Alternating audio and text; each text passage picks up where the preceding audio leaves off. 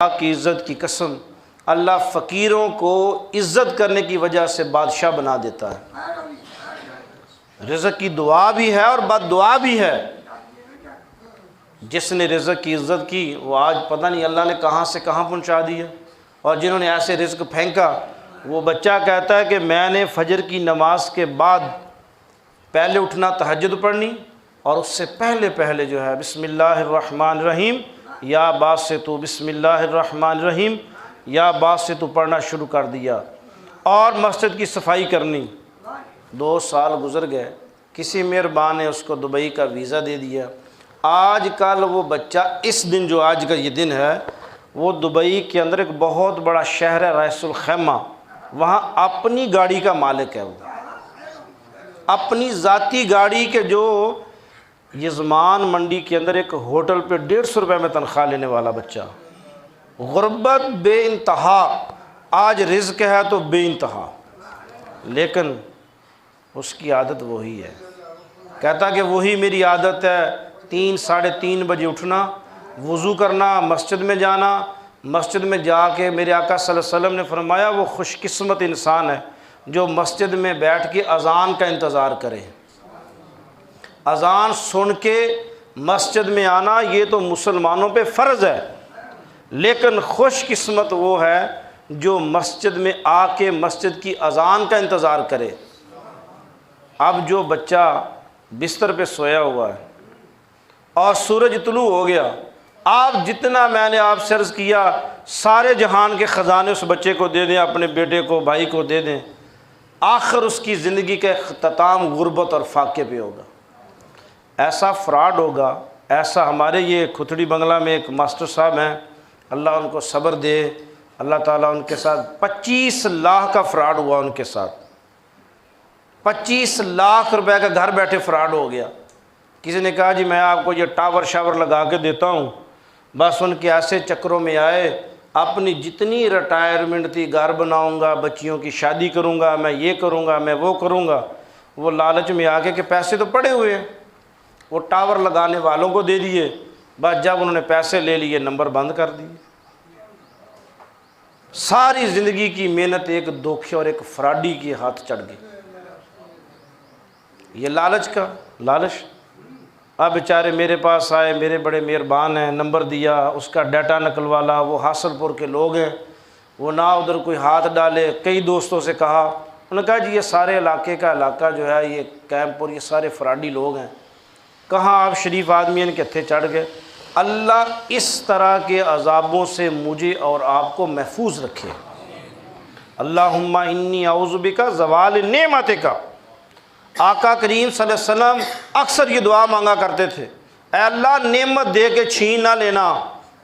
انسان مر جاتا ہے کہ آج وہ چودھری ہو، آج وہ مالک ہو، کل مزدور بن کے جب وہ کام کرے گا تو وہ کیسے کرے گا؟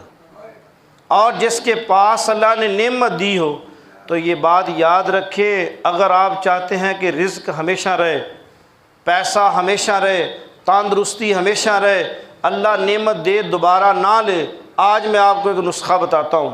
آقا کریم صلی اللہ علیہ وسلم نے فرمایا کہ جو ہر کام محنت کرنے کے بعد، کوئی چیز ملے اس کے ملنے کے بعد 3 بار یہ کہے الحمدللہ الحمدللہ الحمدللہ رب العالمین، میرے محبوب کبریا محمد مصطفیٰ احمد مجتبیٰ صاحب لولا خاتم الانبیاء والمرسلین، میرے آقا نے فرمایا اللہ 7 نسلوں تک وہ نعمت دے کے دوبارہ نہیں چھینے گا۔ 7 نسلوں تک، 7 نسلوں تک۔ بنگلہ دیش ڈھاکہ کے اندر ایک بازار ہے، اس کا نام ہے بیگم بازار۔ بازار کا نام ہے جیسے شاہی بازار، ہمارے یہ بہاولپور کے بازار ہے۔ تو اس کی وجہ لکھی ہے کہ جو اس علاقے کا بادشاہ تھا مغلیہ خاندان کا، اتنی بڑی سلطنت کہ مشرق سے مغرب تک جہاں سورج طلوع نہ ان کی بادشاہت میں، صبح کا ناشتہ کب ہوتا تھا ان کا؟ مغلیہ خاندان کا بہادر شاہ ظفر اور ان کے بڑوں کا صبح کے 3 بجے اٹھتے تھے سوتے ہوئے، صبح دوپہر کے 3 بجے۔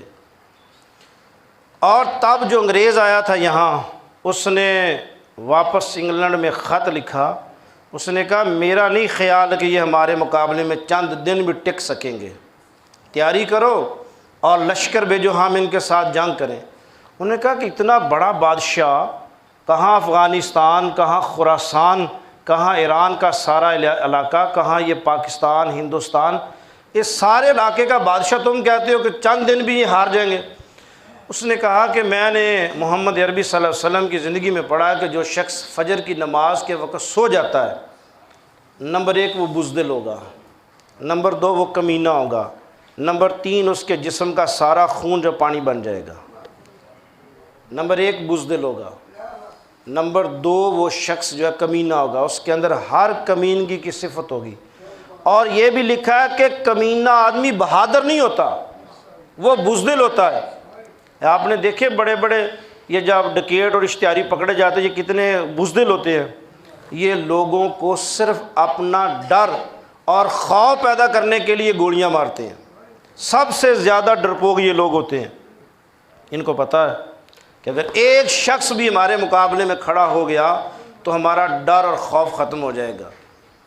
یہ لوگوں کو ڈرانے اور دبکانے کے لیے اپنا رعب قائم کرتے ہیں۔ اس نے کہا کہ جب ان کے نبی محمد عربی صلی اللہ علیہ وسلم کا فرمان ہے کہ صبح یہ سوئے ہوئے 3 بجے اٹھ کے یہ ناشتہ کرتے ہیں، رانیاں مہرانیاں دودھ کے ساتھ ان کے منہ دھلواتی ہیں، تو وہ اس نے تو کہا تھا چند دن، وہ تو چند دن بھی نہ گزرے، وہ تو صبح سے شام تک ساری کی ساری سلطنت، ایک ایک علاقہ جو ہے وہ انگریزوں نے قبضہ کر لیا اور 12 کے 12 بیٹوں کے سر کاٹ کے اس کی آگے رکھ دیے۔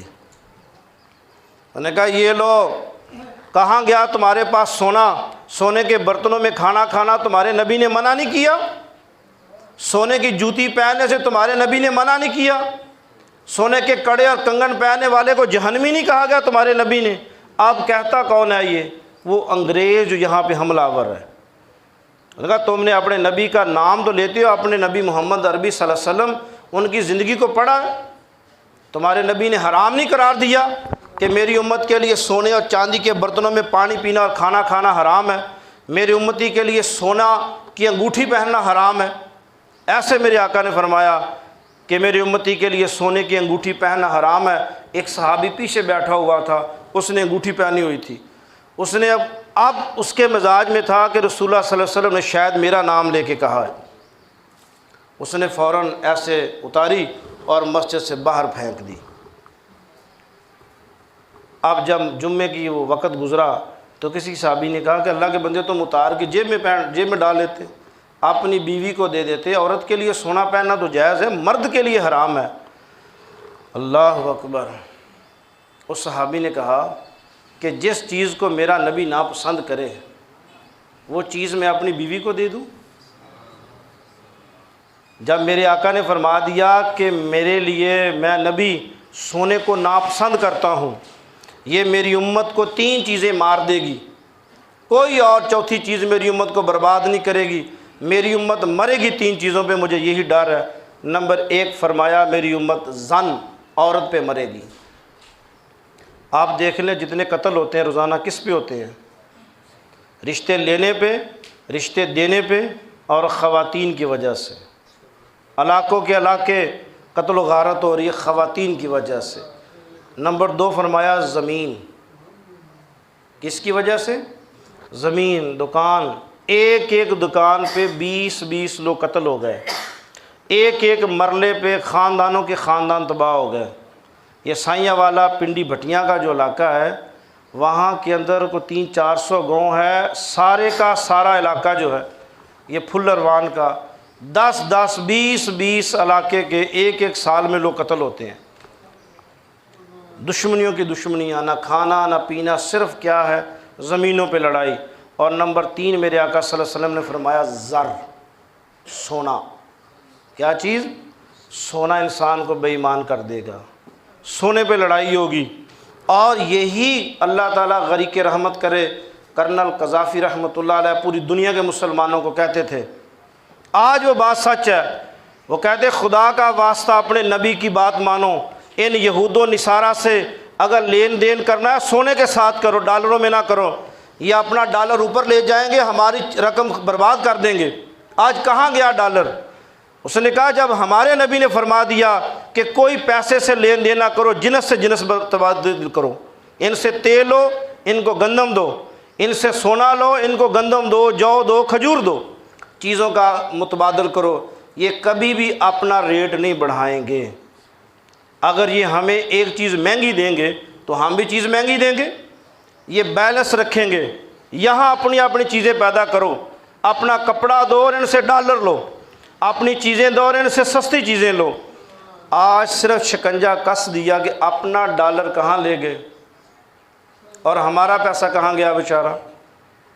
ہمارے پیسے کی ویلیو اتنی ختم ہو گئی کہ ہمیں دنیا کا کوئی ملک قرضہ دینے کے لیے تیار نہیں ہے، اور